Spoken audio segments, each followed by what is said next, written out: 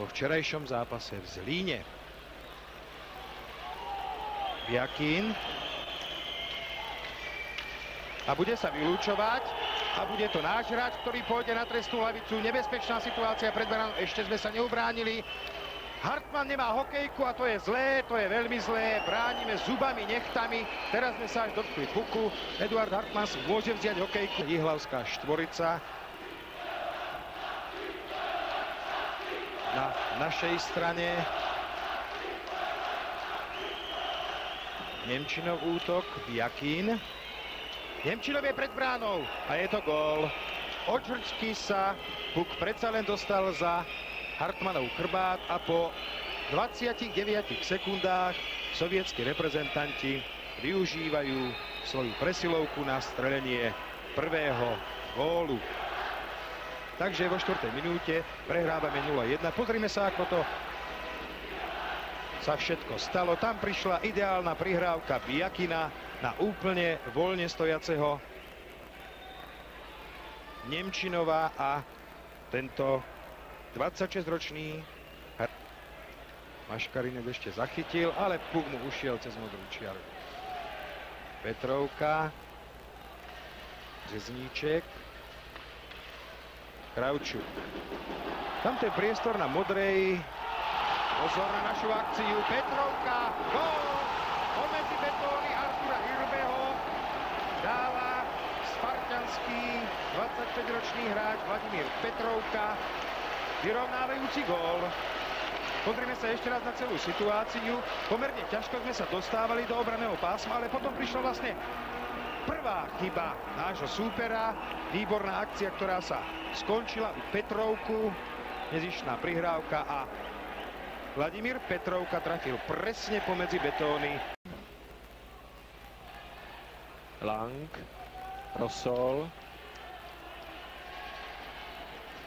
Lubina, Rosol, před brankou je Lang, no Lubina, ale to je krása.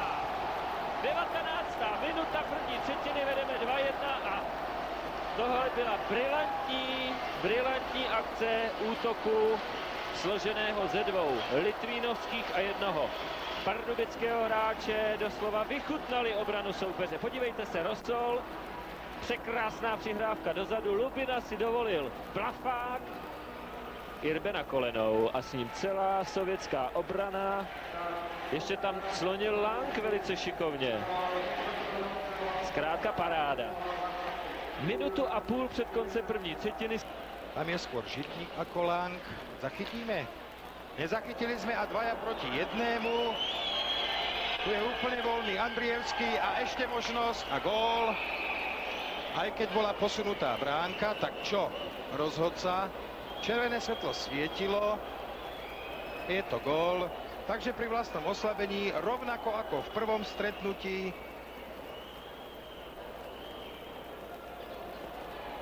vo Frýdku místku dostávame pri vlastnej presilovke gól.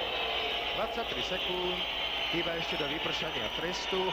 Tu vidíme celú situáciu. Znovu prišla chyba v rozohrávke. A gól. Bola 100%. Takže stále 2-2. Šléger. Rosol. Tanko. A ešte možnosť. Ktorým zväzom Oksiuta.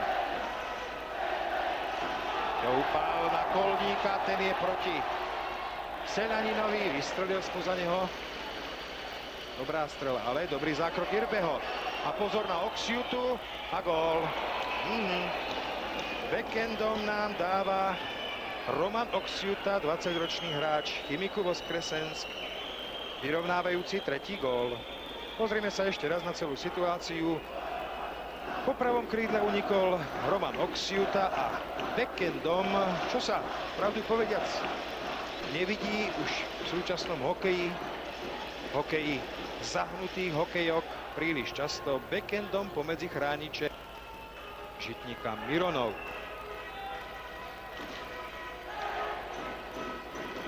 Kravčuk. Kozlov. Kravčuk. Mironov a gól. Takže ten ťah so striedaním Žitníka sa Mironova pred chvíľou sovietskej reprezentácii vyšiel, pretože Mironov, možno povedať nechytateľnou strelou do rohu Hartmanovej bránky dáva 4. gól sovietskeho mužstva. Tuto príde Mironov, presne namieril, síce na lapačkovú stranu Eduarda Hartmana, ale už ty obvyklé 2,25 hodiny uplynuly.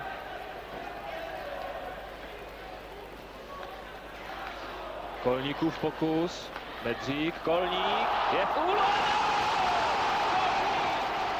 4-4! To bylo nádherné.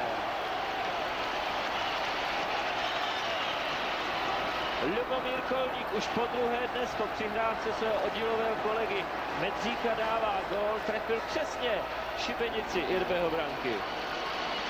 V momentě, kdy naskočila 15. minuta třetí třetiny a je jedním z velkých kandidátů na titul nejlepšího hráče našeho týmu.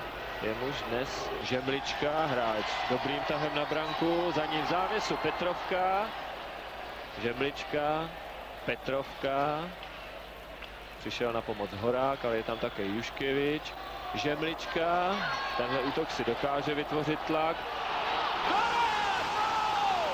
Horák, 5-4, v rozmezí necelé minuty obracíme ten nepříznivý stav naše vedení a to je skutečně obdivuhodné, protože po té sprše v úvodu třetí třetiny, kdy jsme Oxkutovým a Mironovými góly prohrávali 3-4. Teď podívejte se na Horáka, nastoupil do třetího utkání a hned se zapsal do listiny střelců po.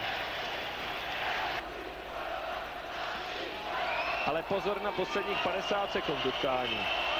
Rosol. Ještě půl minuty.